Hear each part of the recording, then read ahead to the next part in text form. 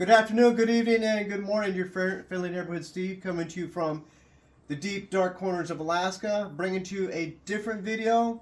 This video has been going on for a while. It's viral, I believe it is. Woke Boy is beyond help. This is the person in Starbucks, and we're going to see part of it. We're going to listen to part of it in a second. And the Warrior Poet Society is trying to do a good job of interacting with this video. I want you to hear it. I want you to see it. I'm literally about to quit. I don't know if I'm gonna do it, but I really want to. I almost walked out today, and I'm crying in the back room right now. I almost cried on the floor. It's just, I'm a full-time student. I get scheduled for 25 hours a week, and then on weekends they schedule me the entire day, open to close. I'm on the schedule for 8.5 hours, both Saturday and Sunday. I'm 3.5 hours into my shift. There's so many customers, and we have 4 people on the floor all day. Only 5 people were put on the schedule, and somebody had to call out. And there are 4 people running the whole store, and there's so many customers, and there's Bosley scheduled 5 people. We only have 13 people employed at this store, and there's so many customers. So what we're looking at is a person that is overwhelmed by the job. We're looking at somebody that, yeah, I want to work at Starbucks. I like their food. I like their drinks. But they become overwhelmed working at Starbucks. This is a job that somebody can work at and be organized and take a lot of orders all at the same time. And this person is overwhelmed. Is it Starbucks' fault? This person's overwhelmed? Is it the customer's fault? This person's overwhelmed? No, it's that person's fault. They're overwhelmed. And I got the 2-minute signal, but we're going to go on for more than 2 minutes. This person is overwhelmed because that person is not used to working this type of job. This might be the very first job this person's had. And if you could ladder jobs, Starbucks in the food industry, Starbucks is kind of medium to high in the food industry, and places lower than that are, heck, I can't think of anything lower than Starbucks in the food industry. Charlene, can you? Anything that's not as fast or as half pace, something lower pace? No. So we're looking at medium to high, not really saying anything that's low, but in the food industry, in the customer service industry, it's fast paced. It's things after another, after another, after another, after another, and you need to keep up with that. If you can't keep up with that, find another job. This person is crying in the break room, the back room, bathroom, wherever this person is, and now there's one last person on the floor taking care of customers, so everybody else is getting inundated with customers because we're lost one person. And the productivity is going down because one person decided, I'm going to cry in the bathroom. Customer service is dipped down. Productivity is dipped down because that person decided to take a personal break and go on TikTok or Twitter, wherever this person is, to voice that complaint. So we're going to fast forward a little bit. And this person on the right, your left, my right, I don't remember his name. I do apologize, don't remember his name. But this guy right here said, what would you do to fix this person? What would you do? There's no extension of childhood.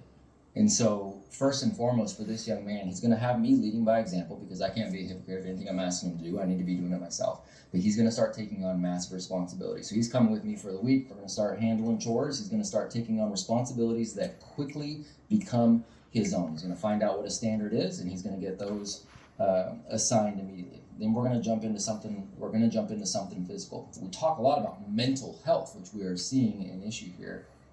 But we forget how closely tied that is to physical health for our young men. Yeah. And it actually goes physical first, mental second. If there is physical health that is present, if that young man feels confident about his capabilities, from a physical standpoint. It doesn't mean he's got to be the, a forever athlete or this ultimate stud, but he feels like he's healthy. He feels like he's in decent shape. He feels like he looks good. He feels like he has a physical presence that people notice. The mental part of that follows for a young man. It doesn't go the other way. So, okay, I stopped it there for a reason. So he's talking about the physical presence. As we walk around, we stay upright. We're aware of our surroundings. And we don't play the victim. We're not a victim. We're not a victim waiting to happen. That's what he's saying right there. Be a man. Be masculine. Be the person that people look up to. So, good suggestion, fantastic suggestion. It's not going to work. And this is why. Because this person may be in California. This person may be in New York. We don't know where this person is. But society dictates basically who you are, and I'll explain what that means. Okay, so if my child comes to me, my son comes to me and says, "Dad, I want to be a girl," I have two choices. I can accept that, or I can disagree with that, and either one of those two choices are going to determine the rest of his life. I accept you as a girl, and I love you just the same. You're a girl. Okay, great. So that is going to verify the mental deficiency that my son has, and now he is now a girl, and he may transition later on in life, but society no longer accepts trans people as much as they do now, and now he's stuck. Well, I didn't get the same validation I got 5 years ago, where I am now, and it's going to be a confusing time for him. So I don't accept for who he is. And he's going to say, Dad hates me because I'm trying to be a girl and my dad hates me. And now that's going to hurt him down the line. So it doesn't matter what I say, it's going to be the wrong answer. So he's talking about taking this person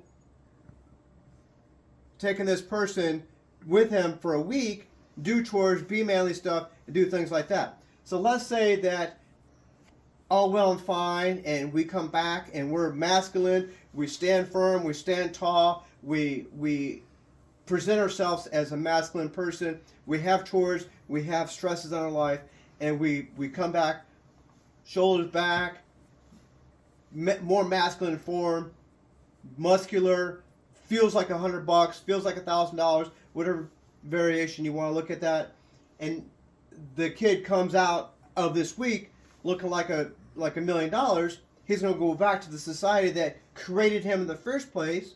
He's not going to get the validation he did. He's not going to get the high fives or whatever kids do these days. It's not going to happen. So he's going to revert back to being the person that he was. It's just going to happen because he's not getting the validation that he had before. Validation is going to come to him because he did this on TikTok or Twitter or wherever he did it. He's not going to get the same validation coming back from working with this guy for a week. It's just not going to happen. So he's going to revert back to being the same person he was before because society drives who we are. We can stay in the house. We can. The Phantom is a comic book character, and the reason why the Phantom, he's called the Ghost Who Walks, and the reason why is because the Phantom grows up, he's a hero to the people in Africa, and 50 years from now, the same Phantom appears. 50 years after that, same Phantom appears because one of the Phantoms grows up, his son takes up the mantle, and his son takes up the mantle, his son takes up the mantle, and everybody's become the Ghost Who Walks. Look it up.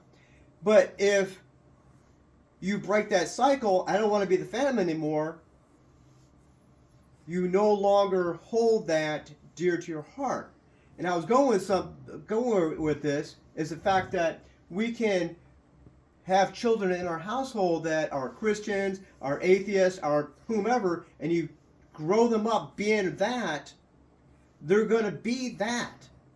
Or society's going to change them, and society has more to do with them than anybody else does. You can teach them to be a veterinarian. You can teach them to not take drugs. But they go to school and they get around people to take drugs. They go to school and people, hey, I get validation for wearing half my face, boy and half girl, I get validation. You should try it. That's what's going to happen. So as we grow up to being the Phantom, society's going to say, no, that's wrong because that's being masculine, and that's society says it's wrong. I don't want to be the Phantom anymore. I don't want to be a superhero anymore. And now that line has stopped. Society has more to do with growing your child than you think they do.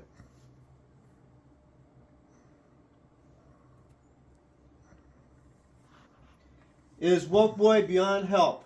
Woke Poet Society is just under 8 minutes. Please watch it. Subscribe, like, do what you need to do. Sherilyn will be back. I promise you.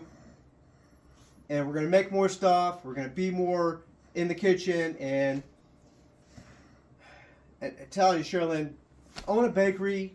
Own someplace that has a way for you to outlet your creativity in food industry, because I know I'm getting 5 pounds just